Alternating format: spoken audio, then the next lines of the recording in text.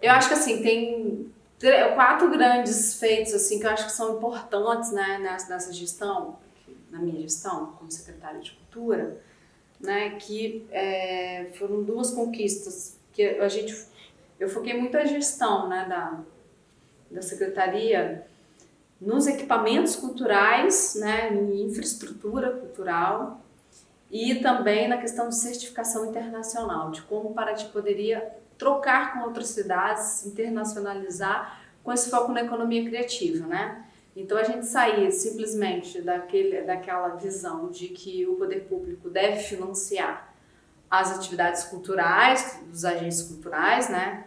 Por meios digitais, que eu considero uma política altamente excludente, né? Porque só consegue acessar quem tem acesso, né? É bem redundante, né? Só consegue acessar quem tem acesso, quem tem informação, quem não tem, não acessa. E o fator que eu, enquanto secretária, peguei uma fase de que era o fim da ascensão da cultura para o início da decadência do investimento na política cultural, né? Então isso teve um impacto muito grande. Então, assim, eu não peguei o auge do investimento em cultura, né? Investimento público em cultura, editais, grandes editais, das estatais, enfim. Então, eu já peguei o fim disso, princípio do fim.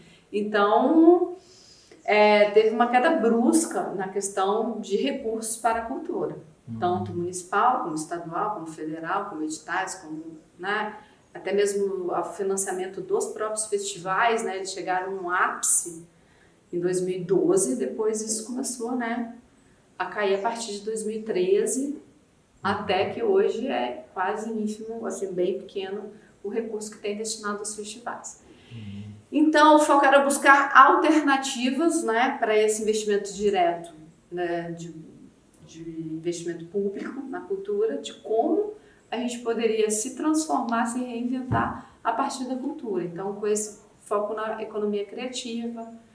Não gosto muito de falar de empreendedorismo, né, mas assim, como essa formação, como inverter essa forma de pensar, né, e de agir, de começar abrindo para as pessoas começarem a entender que é importante essa diversificação de financiamento, esse olhar ao redor para você potencializar parcerias que estão aí ao seu lado e que você não enxergava, porque você só estava interessado lá naquele patrocínio de Lei Rouanet Federal e que a competição também é muito injusta, né? O pequenininho daqui não consegue acessar, porque não consegue os 20%, porque não consegue, conhece o patrocinador, porque não tem os contatos, enfim, uma série de questões aí da engrenagem da política cultural que não descentralizava o recurso, de fato. Hoje é que não tem recurso, antes é que não descentralizava.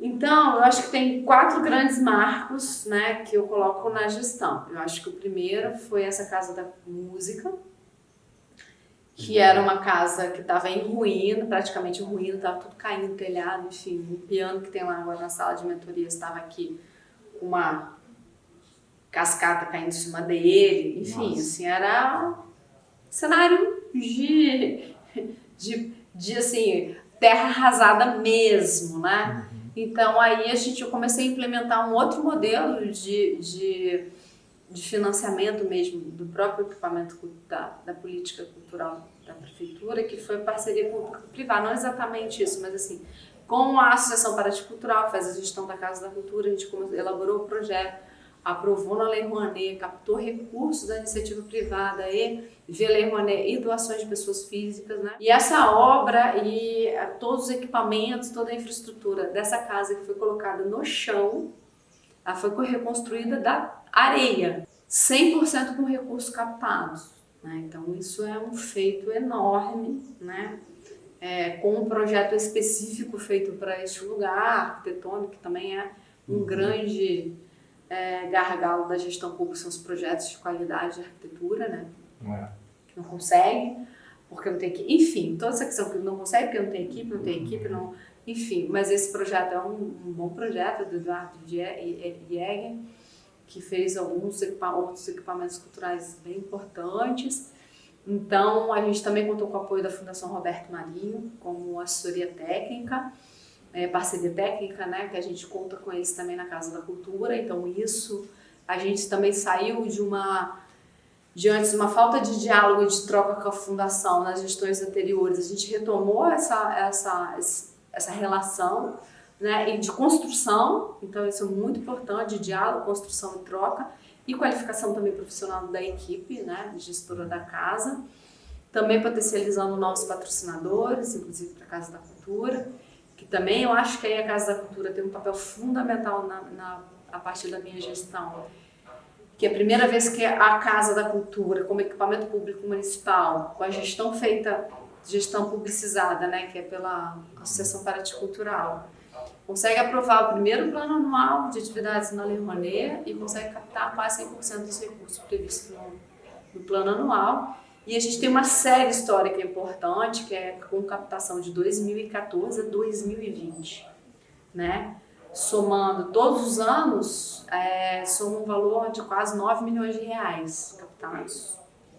Então, assim, esses recursos captados foram um investimento direto na política cultural de Paraty, com contratação de equipe, com toda a programação cultural, todo investimento na infraestrutura, enfim, todo esse recurso, ele veio a partir de leis de incentivo. Então, não foi que captou um ano, não. A gente teve uma queda muito brusca em 2019, 2020, né? Mas esse ano a gente recuperou para 2021, a gente recuperou não todo o valor, né, captado, mas comparado com os outros a gente recuperou, né, a capacidade de gestão a partir do edital da Vale, que agora o patrocinador é a Vale, antes o patrocinador master era o Grupo Águas do Brasil, com um valor bem elevado. A gente tinha o Grupo Globo, enfim, tem, né, uns cenários aí mudou, mas a gente retoma 2021 com esse novo cenário que pra gente foi muito favorável. Depois eu acho que então, um grande marco a gente tem aqui, Casa da Música, Casa da Cultura, eu acho que é super importante. É a partir disso que a Casa da Cultura também começou a ter uma programação cultural de fato, começou a investir em política cultural de formação, então aí teve, né, com a Casa da Música, formação musical. Então eu acho que tem grande, assim, aí não vou entrar em detalhes, porque daí eu acho que são as metas aí conquistadas. Depois o outro, é o Cinema da Praça, né? Um equipamento que eu assim, sou fã, digamos, eu acho que é uma conquista histórica para Paraty, né? Acho que a Casa da Música também a inauguração foi belíssima, mas o cinema foi algo assim, incrível. E não só pela inauguração, né? Porque assim, 40 anos em Paraty que não tinha cinema. Aquele espaço ele foi cinema desde os anos 20, né? Deixou de ser cinema em 1973, então depois de tanto tempo volta a ser cinema, né? Então tem a questão da obra em si, que eu acho que foi a conquista do equipamento entregue, né? Então assim, todo o processo foi muito importante, porque a gente fez co-criação com os jovens, né? Que eles queriam daquele espaço. O projeto arquitetônico foi feito por um jovem de Paraty, formado na USP em arquitetura, que participou de toda a cocriação que foi criada em Paraty, né? Então, assim, é motivo de orgulho isso, né? Em Paraty, onde a gente não tem acesso, a gente ter o arquiteto, o autor, né? Ser um jovem arquiteto. Daqui, o projeto arquitetônico ganhou o prêmio do IAB de São Paulo, como o melhor projeto de restauro, né? De equipamento cultural. É o primeiro projeto do Centro Histórico onde tem essa linguagem que não é copiando o histórico, né, e sim uma proposta super contemporânea no prédio histórico, né, conservando alguns elementos, mas colocando outros elementos muito contemporâneos, então isso também foi incrível. Esse ato simbólico, né, da cidade recuperar toda a memória, o trabalho que foi feito do registro da memória das pessoas daquele lugar, então essa relação de afeto com aquele espaço, né, de toda uma cidade, então isso foi muito importante, isso tem tudo documentado, os depoimentos. A gente fez um trabalho de rede social bem intenso, né, contando todo o processo da obra e da reconstrução da memória daquele lugar. E também é um projeto que teve financiamento de 3 fontes de recursos diferenciados e com 2 leis de incentivo, então teve recurso próprio da prefeitura para parte da obra civil, Teve, metade foi da prefeitura, metade foi da Petrobras via lei de incentivo estadual do ICMS. Não é simples fazer uma obra com 2 fontes de financiamento, com 2 licitações, isso casar, assim, muito complexo. E a gente teve um terceiro financiador, que foi o BNDES, que também, a partir de lei de incentivo, aprovado no edital, que entrou com a outra parte, aí toda a parte dos equipamentos, mobiliário, toda a parte de acabamento, que daí foi um valor bastante alto, e a gente teve um investimento muito alto na questão dos equipamentos, que é equipamentos de ponta, de altíssima qualidade, de 2K, enfim, digital, Dolby, enfim. É um cinema de altíssima qualidade tecnológica, né? Então essa é a conquista, assim, como equipamento. Então foi entregue, foi inaugurado. A gente imprimiu um caráter público, né? De fato, das pessoas se sentirem parte daquele lugar. Então é um cinema, né? Gratuito, ninguém paga nada. Com distribuição de senha por ordem de chegada. Então assim, é público mesmo. Mas não era pra ser, assim, eu vou falar pra vocês, assim, a gente inaugurou o cinema, no dia seguinte a gente tinha 5 sessões de cinema, né? E assim, você pensa até em inauguração, né? Depois você fala, meu Deus do céu, como é que vai ser esse negócio, cara? Não, era bem isso, assim, tipo, como que vai ser? Gente, foi uma coisa, a praça lotou, todo mundo queria um cinema. E uma criançada, porque aqui as crianças muitas são autônomas, elas são sozinhas, entendeu? Então, aí eu lembrei do meu filho que um dia foi no Sesc, né? E ele foi sozinho por aí não deixaram que o segurança, não, você tem que vir com os responsáveis, você não pode ficar sozinho, não sei o que. O meu filho veio puto, falou assim, mãe, como assim? Eu falei, é verdade, meu filho, como assim, entendeu? Eu falei, cara, muito falta de entender como as coisas funcionam na cidade, né? Então, assim, não é uma regra que vai assim, não é uma regra que vale pra tudo, né? Tem que ter a leitura, né, do lugar, né, da vida das pessoas. Aí eu fui assistir e perguntava assim pra mim, Cris, vai ser de graça? Eu sempre falei, não, os 3 primeiros meses só vão ser de graça, depois vai ter cobrança de ingresso. Eu muito convicta. O prefeito perguntou, o que você vai fazer? Eu, não, os primeiros meses vai ser de graça, a gente vai pensando que a gente vai ter que cobrar ingresso, não pode ter cinema gratuito, né, porque era isso que me vendia, assim, tudo que eu não podia, era assim, era uma heresia você falar que você não ia cobrar nada. Aí eu sentei com meu filho pra ver Power Rangers no cinema, porque eu consegui um monte de filme, sessão da Paris Filmes, do Santi, da pousada do Santi, que é dono da Paris Filmes. Então eu liguei pra ele, falei, Sandy, precisamos de filmes gratuitos, né? Porque a gente precisa do nosso cinema. Enfim, aí foi assim, eu movimentei minha rede de contatos todas. Então, assim, a gente conseguiu a gente não tinha nem um filme, tipo, cara, faltava 15 dias pro cinema inaugurar. Uma semana antes a gente já tinha, tipo, 30 filmes, a gente ia fazer um festival, porque não repetia nem sessão de filme. Eu falei, gente, que exagero! E tinha de um tudo, assim, a gente conseguiu mobilizar uma rede de apoio, assim, que foi incrível, incrível. Aí eu sentada com meu filho vendo Power Rangers, ele falou assim, mas você tem que ir primeiro, você tem que ir comigo. Eu falei, beleza, mas a minha cabecinha, né, não vi o filme, né, eu fiquei lá. Eu falei assim, cara, vamos lá, tem 70 lugares, eu falei, pô, tem uma vó ali, cara, com 7 netos. Tem uma ali, uma mãe, cara, com 4 filhos. Tem uma molecada que veio lá do Taquari, que já pagou passagem de ônibus pra estar aqui, mas são 10 que estão aqui. Eu falei, caraca. Aí eu falei assim, comecei a fazer conta, né? Eu falei, pô, tá, beleza, são 70 lugares, se cobrar R$10 cada tal, dá tanto, dá R$700, mas aí se a gente... Eu falei, R$10, mas R$10, pô, cara pra caramba, essa avó nunca poderia vir para os 7. Claro. Esses 10 que vieram lá do Taquari, que já pagaram a passagem, se cobrar mais 10, cara, ele não vai ter acesso. Cara, ele não vai poder comer uma pipoca na praça, né? Falei, aí eu falei, tá, então R$10 no preço popular. E isso tudo na sessão, né? Falei, R$5, aí R$2,50, não sei o quê. Aí eu comecei, só fazendo conta, falei, multipliquei isso por, não sei quanto, 12 meses. Eu falei, cara, que ridículo. Se a gente cobrar ingresso, o que vai gerar de dinheiro vão ser no máximo R$200 mil por ano.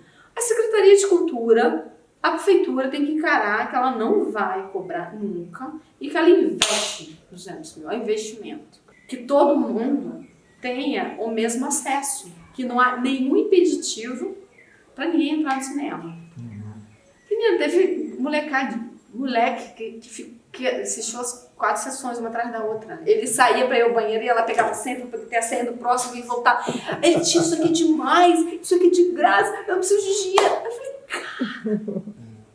E assim foi o cinema. Do patrimônio mundial, como cultura e biodiversidade, eu acho que você já deve ter o histórico de que desde os anos 70, enfim, né, tem um histórico, inúmeras tentativas, mas foi somente em 2019, mas as outras eram tentativas que não foram finalizadas, protocoladas, documentadas, era mais um movimento.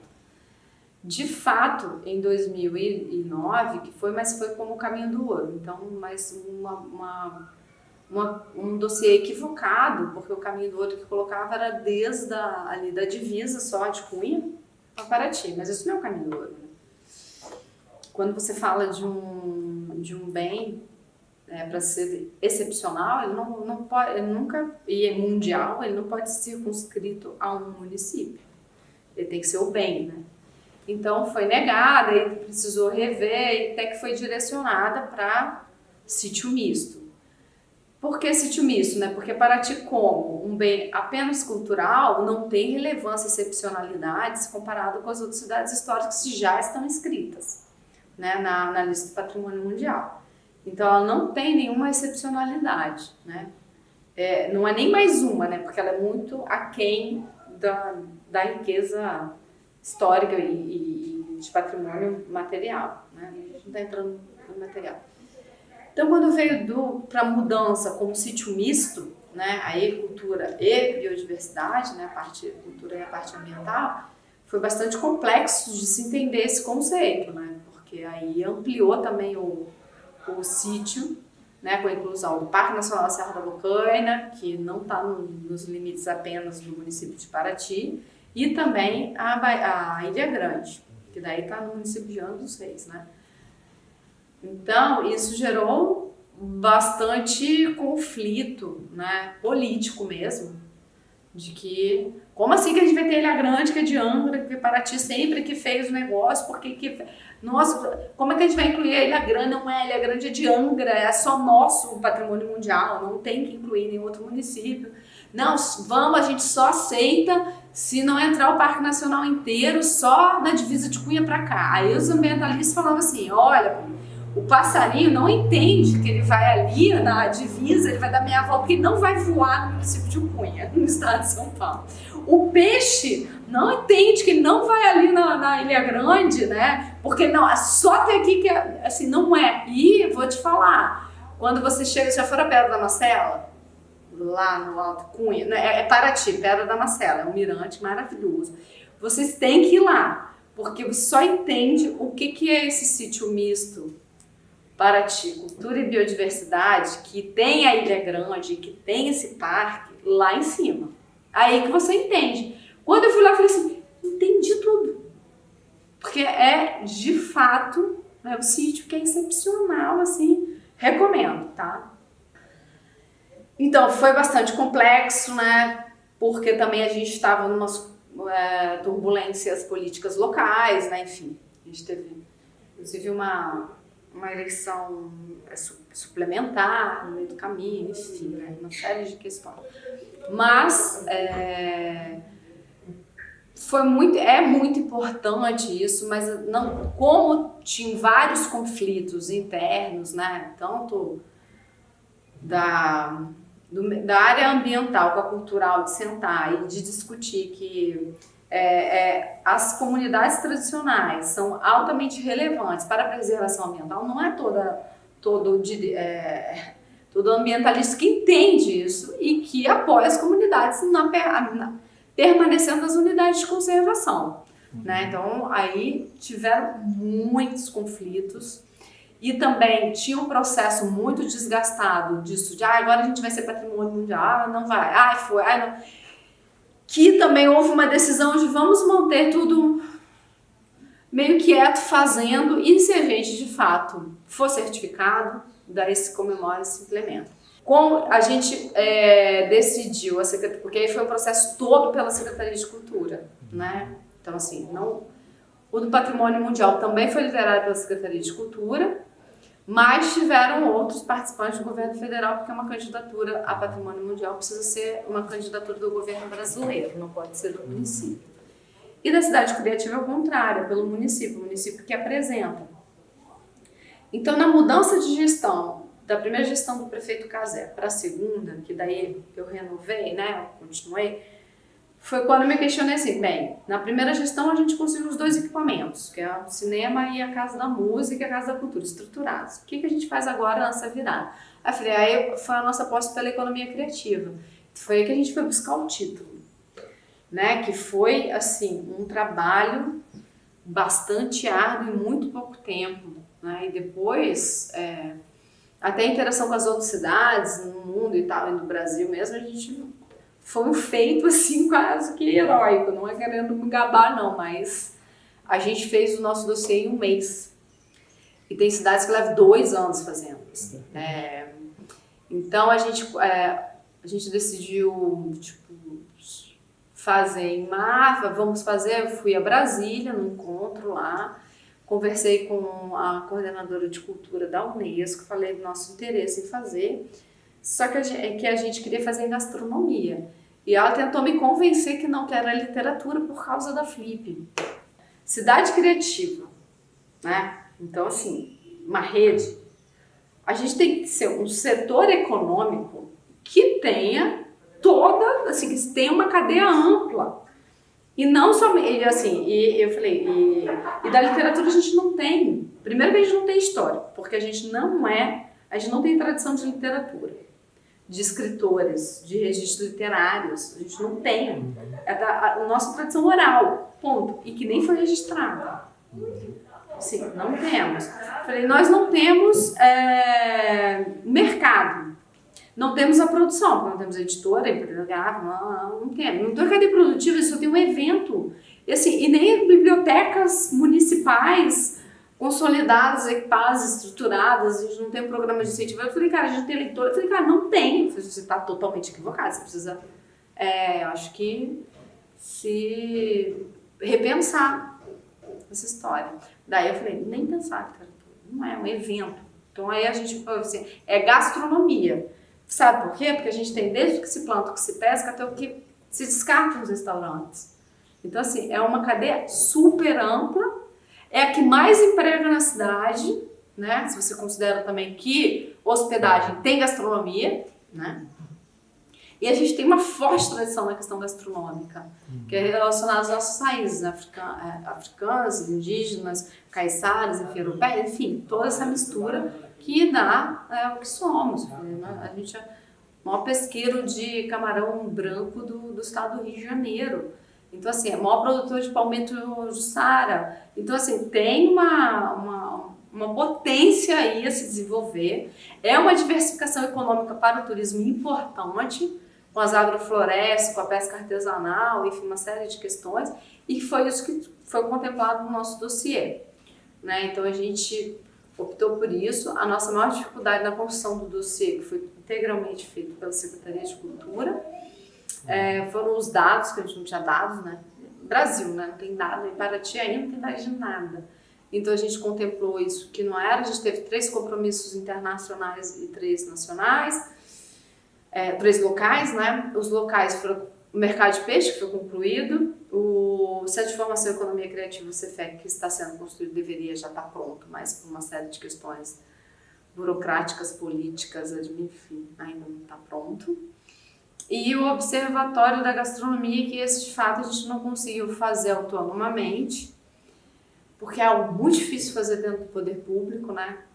Um observatório é algo muito complexo, então eu acho que nem cabe, deveria caber, né, no poder público. E o internacional é o intercâmbio mesmo, né, entre as cidades, e também que isso também não foi adiante, que é a vinda de pesquisadores para fazer residências em Paraty, de pesquisa, né, internacional. Então, isso também ainda não foi complementado, mas se ampliou muito a rede, as pessoas agora eu acho que entendem o que é, tem um investimento em formação e qualificação profissional para a área, inclusive de empreendedorismo, nessa área, a gente está apostando muito aqui na Casa da Cultura e em outros locais também, né? A própria Secretaria de Cultura, com o programa, enfim. Eu acho que está tendo uma aderência muito grande. O de Cidade Criativa tem muito mais aderência e entendimento do que ainda do patrimônio mundial, né? Então agora a gente está aqui na Casa da Cultura num processo de formação e qualificação profissional, né? O nosso investimento é nessa área e a gente percebe assim que a carência de fato por formação nesta área, envolvendo, né, todos esses conceitos, é imensa. A gente tem em média, a gente fez o primeiro curso de formação em Educação, Cultura e Biodiversidade, para 30 vagas a gente teve 110 inscritos. Isso é muito. Agora eu vou dar um curso de gestão e produção e eventos culturais, né? Que eu vou trazer muito para o curso, a gente repensar fazer uma análise desse calendário turístico-cultural de Paraty, né? Então eu vou trazer muito para a gente não simplesmente quero fazer um evento, o que tem significado, o que tem aderência, o que isso traz, né? O que aporta, quanto que de investimento já teve em tantas edições, que deixou de legado, você vai fazer mais uma reflexão do que de fato ensinar a fazer uma produção de um evento, né? Então, todos os nossos cursos são muito nesse sentido, né? De refletir hoje, a gente está a trazer para a nossa realidade, não com receitas próprias, receitas prontas, né? Então, a média de inscrição de curso é uma faixa de 50, 60 por curso. Formação, qualificação profissional, tanto universitária como humanitária, como assim, instrumental, formação. Entendi. Formação, porque assim, eu acho que formação aí tem uma questão, mas aí entra em outro âmbito que eu acho que é infraestrutura, né? Infraestrutura mesmo, a gente está falando de saneamento, a gente está falando de toda a questão da requalificação do espaço urbano, né? Então aí eu acho que mas aí são grandes obras mesmo de infraestrutura, que eu acho que é muito importante, né? De fato, eu acho que trazer essa requalificação urbana com conceitos internacionais mesmo, para ter acessibilidade, para ser, né, um exemplo mesmo no Brasil, que eu acho que a gente carece de exemplos, né? Como a gente vê na Europa, cidades muito pequenas com requalificação urbana, assim, impressionante. Para tudo isso acontecer e a gente conseguir preservar, valorizar, se reinventar, conseguir melhorar a qualidade de vida das pessoas, ter um trabalho mais justo, né? A gente, de fato, ter uma sociedade entendendo a excepcionalidade desse lugar, preservando e melhorando a qualidade de vida das pessoas. O que a gente precisa é de formação, um investimento altíssimo em formação e qualificação profissional, né? Do jovem que está aí, cara, batendo cabeça. Então, assim, eu vejo aqui na Casa da Cultura, a equipe, ela 80% é de jovem, tipo, tem recém-formados que saíram para estudar e voltaram, mas assim, tem pelo menos 4 que terminaram o ensino médio e que brilhantes sem oportunidade. Então eu falei, vem pra cá. Então, não é só ter a formação aula mesmo, né? E a gente, assim, não tem o formato que a gente traz de lugar, a gente coloca aqui. Então a gente também está fazendo o processo de formar formadores, instrutores aqui. Esse foi o primeiro processo, né? Porque também a gente vê que, assim, não adianta a gente querer fazer zilhões de cursos e a gente trazer todo mundo de fora. Aí, primeiro investimento fica fora, fica aqui. Esse conhecimento não está aqui, está fora. Mais uma vez, a gente está no mesmo... Aí a gente está repetindo o modelo dos próprios eventos, né? Que vem de fora, vem para cá e vai embora. Fala, não... Então, o primeiro curso que a gente fez aqui foi para instrutores, professores, mentores. Então, a gente está identificando várias pessoas assim. E esse curso que a gente fez uma parte teórica sobre a história de Paraty, enfim, o processo de certificação. É bem interessante o formato. Com comunicação, com a parte dos índices, né, dos indicadores de Paraty. E também com vivência. Então, assim, eles foram com imersão no Mamanguá, que eles voltaram a ser transformados, né? A gente fez aula prática de História e Biodiversidade no Centro Histórico, por fora. Então, esse formato para a gente é muito importante. O outro é Vivências Empreendedoras, que é junto com a gente fez agora com os agricultores familiares, uma trilha de 4 meses, acompanhando, indo um a um, entendendo, incorporando elementos de empreendedorismo, de como melhorar, né, o seu negócio, com soluções bem criativas e tal, e no nível deles, né, então assim, é totalmente oposto ao formato Sebrae, que vem com aquele balão, né, então, mas assim, é um a um. Então, vai avança mais, outros menos, mas a gente quer também ser esse lugar de ajudar a avançar. O outro formato é da mentoria, que daí o Rafael deve ter falado, mentoria da música e tal, então é isso também, alavancar as carreiras, né? Ver outros potenciais. E agora a gente vai fazer um outro formato aqui com os artistas visuais, né? Então, a gente teve música na casa, agora tem arte na casa. A gente vai fazer uma chamada para 25 artistas, que vai gerar uma exposição, um mapa das artes, um catálogo, vídeo, todo o material de comunicação para eles, de redes sociais e também uma mentoria no final. Então isso também é algo importante, né? Então isso, as mentorias e vivências, que é junto com eles, é essa parte de formação mesmo dos cursos, com vários, a gente identificando também interesse, né? Sempre pensando nesse território, nesse novo entendimento, novo conceito de lugar.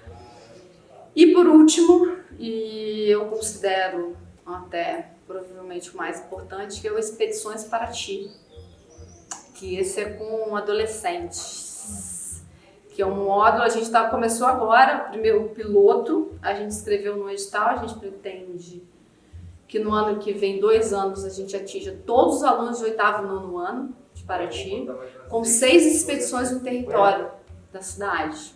Então, Centro Histórico, Bahia, Serra para lá, Norte, Sul, Leste, Oeste, enfim, são 6 expedições do território, com um programa de educação patrimonial, né, que é baseado no inventário participativo, identificar o patrimônio material, também identificando a biodiversidade, a flora, a fauna e conhecendo o território. Então, assim, com elementos de entender esse conceito de patrimônio mundial também e o lugar que vive, porque as crianças de Paraty não conhecem Paraty. Quem vem de fora, de escolas de fora, conhece mais Paraty do que as crianças daqui. Então, assim, a gente já está na 2ª expedição, são 6, e é um sucesso, assim, é incrível. Aí os pais já falam assim, nossa, eu quero fazer, eu queria fazer isso. Eu já falei para minha filha que a gente tem que fazer essa expedição, então assim, e indo para lugares totalmente inusitados. Então, esse é o nosso foco.